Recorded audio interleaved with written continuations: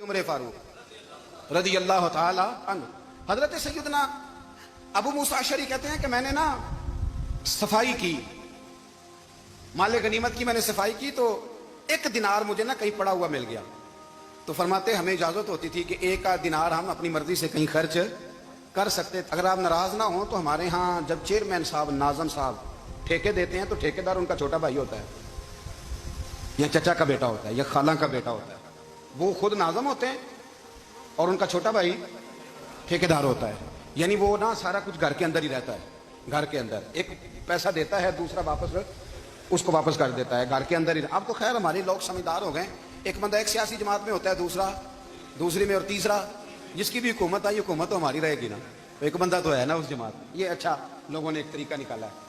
تو حضرت عمر کے بیٹا گزر رہا تھا تو حضرت ابو موسیٰ اشعری کہتے ہیں میں نے صفائی کی تو ایک دینار نکلا، تو میں نے وہ ایک دینار نا حضرت عمر کے بیٹے کو دے دیا، میں نے کہا لو بیٹا اپنے چچا کی طرف سے تحفہ، تو گھر جا کے انہوں نے حضرت عمر کو بتایا کہ چچا نے پیسے دیے ہیں، چھوٹے بچے تھے، حضرت عمر نے حضرت ابو موسیٰ اشعری کو بلا لیا اور بلا کے فرمانے لگے میں تو تمہیں اپنا دوست جانتا تھا اور تم نے میری اولاد کو دنیا دار بنانا شروع کر دیا، میرے بچوں کو تم نے دنیا دار پیسوں پہ لگانا شروع کر دیا، میں تو تمہیں یار سمجھتا تھا۔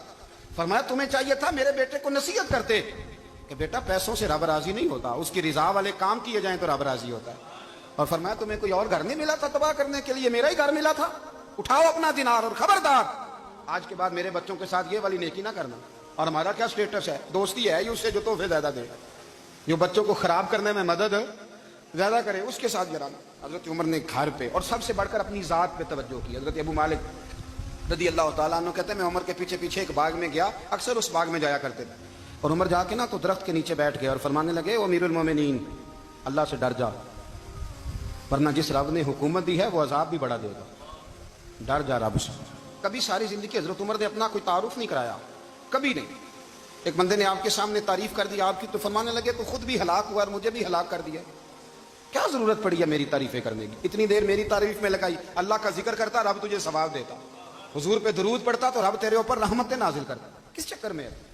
آج جتنا اچھی کوئی خوشامد کرے اتنی اچھی وزارت ملتی ہے، جتنی اچھی اس کو جو ہے وہ چاپلوسی کرنی آئے درجہ بھی اسے اتنا ہی اچھا ملتا ہے۔ حضرت عمر فاروق رضی اللہ تعالیٰ عنہ آپ کے بیٹے کہتے ہیں، صاحب فتوح الشام نے لکھا ہے، آپ کے صاحبزادے کہتے ہیں میں نکلا تو میرے ابا جی نا اپنی پشت پر مشکیزہ رکھ کے کنویں سے پانی بھر کے آ رہے، میں دوڑ کے آگے گیا، میں نے کہا ابا جی مجھے دے دے، فرمانے لگے بیٹا تیرا کیا خیال ہے، کوئی اور نہیں تھا مشکیزہ بھر کے لانے کے لیے، تیرا کیا خیال ہے؟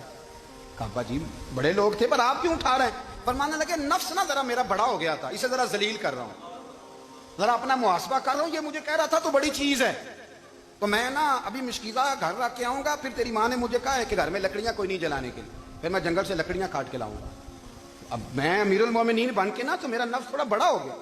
آپ یقین کریں ہمارا ہاضمہ خراب ہو جاتا ہے جب تک ہمارا تعارف صحیح نہ ہو، ہمارا تعارف ٹھیک نہ ہو، میں یہ ہوتا ہوں میں وہ ہوتا ہوں، چھوڑ مٹی دیں تے مٹی رہنا ہی، مٹی دیں تے مٹی دیں تے مٹی رہنا ہی، ایویں کادی بلے بلے اج مٹی دے اتے بندیا تے کل مٹی دے تھلے، مٹی دیں تے مٹی رہنا ہی، کادی بلے، مجھے پوچھ لو مجھے جان لو میرا نام لے لو، میں بھی آیا ہوں، میں بھی ہوتا ہوں، میرا بھی یہ تذکرہ ہے، میں بدکار پرانا خادم کسے در ملی نہ ڈھوئی، یہ تے واصف یار نے نظر جو کی تھی تے واصف واصف ہی ہوئی، یہ تو بڑی بات کی بات ہے، تو بات کی بات ہے صاحب، ورنہ من نانم کے من نانم، جو ہم ہیں اس کا ہمیں پتا تو ہے نا بھائی، کبھی بھی یہ جو ذات کا چکر ہے نا میں بھی ہوں مجھے بھی، او بھائی یاد رکھو میں کون ہوں، یہ جو نام نمود اور یہ خواہشیں اور یہ جو وقار یہ تو کمزور لوگوں کا طریقہ ہے، جس کو اپنا تعارف کرانا پڑ گیا اس سے بھی زیادہ کمزور کوئی ہے، فوٹو میں دکھاتا پھرتا ہے فلانے کے ساتھ فوٹو فلانے، تو کمزور بندے یہ کام کرتے۔ حضرت عمر فاروق اللہ اکبر، حضرت عمر جیسا بندہ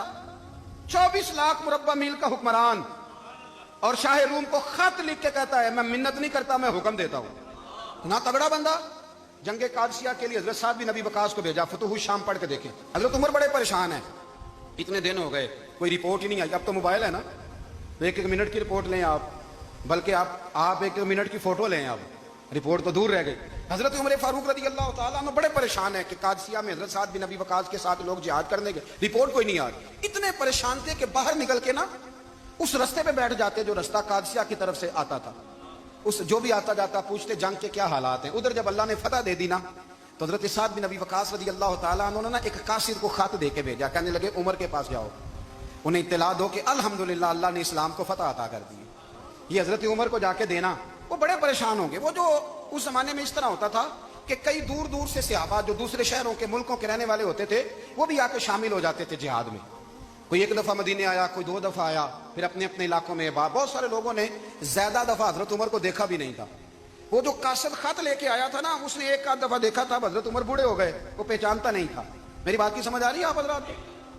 ادھر سے وہ خط لے کے آ گیا. حضرت عمر مدینے سے باہر نکل کے اس روڈ پہ بیٹھے تھے جو قادسیہ سے آتا تھا. جب اس آدمی کو آتے دیکھا تو حضرت عمر اٹھ کے کھڑے ہو گئے, فرمانے لگے قادسیہ سے آ رہے ہو؟ وہ کیا کہتا ہے, پھٹے پرانے کپڑے, ٹوٹے ہوئے جوتے, سر پہ پرانی پگڑی. کہنے لگے غلام مدینے کے رہنے والے ہو؟ حضرت عمر کہنے لگے ہاں مدینے کا ہوں. کہا میں قادسیہ سے آیا ہوں, الحمدللہ اللہ نے اسلام کو فتح دے دی ہے, الحمدللہ کفر کی کمر ٹوٹ گئی ہے. اس نے یہ بات کر کے تو گھوڑے کو ایڑی لگائی, گھوڑا دوڑنے لگا مدینے کے. حضرت عمر بھی ساتھ ساتھ دوڑ رہے.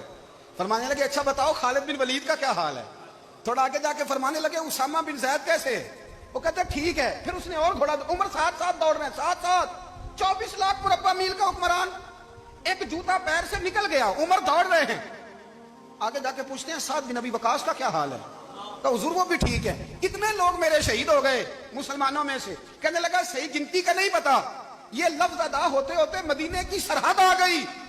لوگوں نے عمر کو گھوڑے کے ساتھ دوڑتے دیکھا تو کہا امیر المومنین کیوں دوڑ رہے ہیں؟ وہ غلام چھلانگ لگا کے نیچے آیا, قدموں میں بیٹھ گیا. کہنے لگا حضور آپ نے بتایا ہی نہیں آپ امیر المومنین ہیں. آپ فرمانے لگے کیا بتاتا, میں تو اونٹ چلانے والے کا پتر ہوں, کیا بتاتا. وہ عمر ہوں جس نے اپنے گناہوں کا حساب دینا ہے, کیا بتاتا. جو سعد بن ابی وقاص کو جہاد پہ بھیج کے خود بزدلوں کی طرح گھر میں بیٹھا ہے, کیا بتاتا. کوئی حیثیت نہیں, کوئی تار. تو نے اچھا کیا, تو مجاہد تھا, مجھے ساتھ ساتھ دوڑایا, تو نے اچھا کیا. جتنے لوگ تھے چیخے مار کے رونے لگے.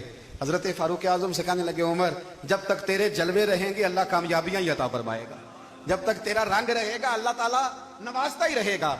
کچھ نہیں, کبھی اپنا آپ ظاہر ہی نہیں کیا. بہت بڑے تھے, بہت بڑے تھے حضرت عمر, بڑے تھے, لیکن ساری زندگی اپنے محاذ. حضرت ابو رافع غلام تھے, قرآن پاک بڑا سونا پڑھتے تھے. حضرت عمر جب بھی انہیں ملتے کہتے ابو رافع تو عمر سے اچھا ہے, قرآن بڑا شاندار پڑھتا ہے. تو وہ کہتے حضور اگر میں قرآن صحیح پڑھتا ہوں تو آپ کو قرآن کی تشریح زیادہ صحیح آتی ہے, آپ بھی تو مجھ سے افضل ہیں. تو آپ فرماتے نہیں پھر بھی تو مجھ سے افضل ہے. کیوں؟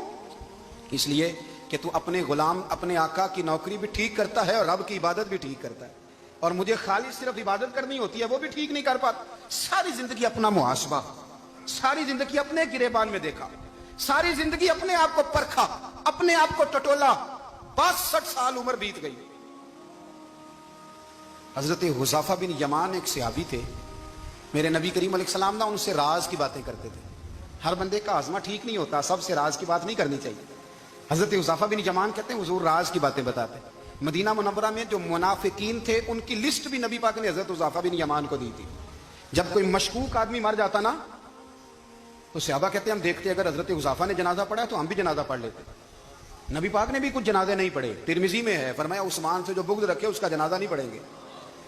حضرت حذیفہ بن یمان اگر جنازہ پڑھتے تو لوگ پڑھتے, وہ نہ پڑھتے تو لوگ جنازہ نہ پڑھتے. حضرت حذیفہ بن یمان کہتے ہیں جناب عمر فاروق کی خلافت کے آخری ایام تھے, کچھ دنوں کے بعد وہ شہید ہو گئے. فرماتے آدھی رات کا وقت تھا, میں گھر میں سویا تھا بڑا بے فکر, اچانک میرے دروازے پہ دستک ہوئی, میں گھبرا کے اٹھا, اتنی رات کو کون آیا؟ کہتے ہیں قربان جاؤں, دروازے پہ گیا تو امیر المومنین فاروق اعظم دروازے پہ. میں نے کہا عمر کوئی حکم تھا تو مجھے بلا لیتے. کہنے لگے میں نا امیر بن کے نہیں آیا, تیرا ویر بن کے آیا ہوں. امیر المومنین کی حیثیت سے سرکاری کام سے بلاتا تو وہاں بلاتا, مجھے ایک ذاتی کام پڑ گیا. کہتے میں نے عمر کو گھر کے اندر بلا کے چارپائی پہ بٹھایا. میں نے کہا حضور میں غریب آدمی, میں کیا آپ کے کام آ سکتا ہوں؟ تو کہتے ہیں انہوں نے نا مجھے ساتھ بٹھا لیا, پھر میرا ہاتھ پکڑ لیا. کہنے لگے تو عمر کو جانتا ہے؟ عمر جھوٹ نہیں بولتا. تو جانتا ہے عمر وعدوں کا پکا ہے؟ کہا حضور جانتا ہوں. کہا میں اس وقت آیا ہوں جب دیکھ بھی کوئی نہیں رہا. حضرت حذیفہ بن یمان کہتے ہیں پریشان ہو گیا, حضور پہلیاں نہ بجھوائے, مہربانی کر بتائیں کدھر آئے ہیں. حضرت عمر فاروق فرمانے لگے 62 سال کا ہو گیا ہوں, 63 میں چل رہا ہے, داڑھی سفید ہو گئی ہے, پھل پک گیا, اٹھ فریدا ستیا, داڑھی آ گئی پور, اگا نیڑے آ گئی, پیچھا رہ گیا دور. اب نا اب قبر اشر کا معاملہ صاف نظر آنے لگا ہے. کہا حضور مجھ سے کیا چاہتے ہیں؟ حضرت عمر رو پڑے, کہنے لگے آج میں عشاء کے بعد نکلا ہوں تو نبی پاک کے صحابہ مجھے نیک کہہ رہے تھے, پھر میں نے بچوں کی ماں سے اور بچوں سے بھی پوچھا ہے, وہ بھی مجھ سے راضی ہیں, اور حذیفہ तेरे साथ नबी पाक राज की बातें करते थे, सच बता कहीं उमर का नाम मुनाफिकों में शामिल तो नहीं? सच बता उन मुनाफिकीन में तो शामिल नहीं, कहीं ऊपर ऊपर से तो नहीं सारा कुछ? हजरत हुज़ैफा बिन यमान कहते हैं मैं बाप के मरने पे इतना नहीं रोया जितना उमर के सवाल पे रोया। मैं कदमों में बैठ गया, मैंने कहा नहीं उमर, ये तो मैंने नहीं सुना, लेकिन ये मैंने नबी पाक से जरूर सुना है कि मेरे बाद अगर कोई नबी होता तो उमर इब्ने खत्ताब होता। ये मैंने अपने कानों से सुना है कि उमर जिस गली से गुजरे शैतान रास्ता बदल जाता है। ये मैंने अपने कानों से सुना है कि 950 साल हजरत जिब्रील जनाब उमर की शान बयान करें तो फिर भी बयान नहीं हो सकता। ये मैंने जरूर सुना। दोस्तों, सारी जिंदगी हजरत उमर ने अगर दूसरों का मुहासबा किया तो अपना और अपने बच्चों का भी कड़ा ख्याल रखा, अपनी जात पर बड़ी तवज्जो दी। जो लोग अपना भूल जाते हैं ना, हमें अपनी सेहत का बड़ा ख्याल है लेकिन अपनी रूहानी जिंदगी का कोई ख्याल नहीं है, कल्बी जिंदगी का कोई तसव्वुर नहीं है। आप यकीन करें, मोटा आदमी कमजोर होने के लिए जद्दोजहद कर रहा है, कमजोर ताकतवर होने के लिए, लेकिन जिसको कितने दिन बीत गए अल्लाह रसूल की याद में रोया ही नहीं, कितने दिन बीत गए ना सुनने को दिल ही नहीं चाहा, जिसे महीनों बीत गए और कुरान पाक की तरफ नजर ही नहीं गई, वो फिक्रमंद ही नहीं। जिंदगी जिंदा दिली का नाम है, मुर्दा दिल क्या खाक जिया करते हैं। भाई, हजरत उमर की जिंदगी दौरे हाजिर में हमें यह सबक देती है कि कड़ी निगरानी रखो अपने पौधों की, कड़ा ख्याल रखो अपने जाती बात का, और ये जो तुम्हारे दिल की दुनिया है, ये तुम्हारी रूह की जिंदगी है, इसका मुहासबा करते रहो। नबी करीम अलैहिस्सलाम ने फरमाया अपना हिसाब खुद कर लो कबल इसके कि तुम्हारा हिसाब किया जाए। अपना हिसाब, बोलिए, अपना हिसाब। हम सारी दुनिया का हिसाब करते फिरते हैं, कोई कहाँ से कमाता है, कहाँ खाता है, पर अपना हिसाब हुजूर ने फरमाया हिसाब कर लो कबल इससे कि तुम्हारा हिसाब। मौला अली फरमाते हैं नमाज पढ़ लो कबल इसके कि तुम्हारी नमाज पढ़ी जाए, नमाज पढ़ लो कबल इसके कि तुम्हारी। अपना मुहासबा करें, थोड़ा सा ना ऊपर दाएं बाएं देखने की बजाय थोड़ी सी गर्दन झुका के ना, दरवेश कहते हैं बुरे बंदे नु मैं लभन टुरिया ते जग ते मिलिया ना कोई, अपने अंदर झाती पाई ते मैथों बुरा ना कोई। थोड़ी सी ना, थोड़ी सी अपनी तरफ तवज्जो दें। हम ना बेचैन वक्त गुजार रहे हैं, बेकरार हैं, बेसुकून है। सबब यह है कि हमने ना अपना हिसाब करना छोड़ दिया है। हिसाब करोगे, बेहिसाब तो बंदा रोटी खा ले तो बीमार हो जाता है, और अगर जिंदगी बेहिसाब गुजरे, गुनाहों का हिसाब ही ना किया जाए, तकवे की तरफ तवज्जो ही ना की जाए, तो फिर जिंदगी दुश्वार हो जाती है। और अल्लाह पूरी उम्मत मुस्लिमा को एक हजरत उमर फारूक रदी अल्लाह तआला अन्हु के तरीके पर चलने वाला लीडर अता फरमा, हमेशा मिदहत खैरुल नाम में गुजरे। दुआ है ये उमर दरूद। वीडियो को शेयर जरूर कीजिए। जज़ाक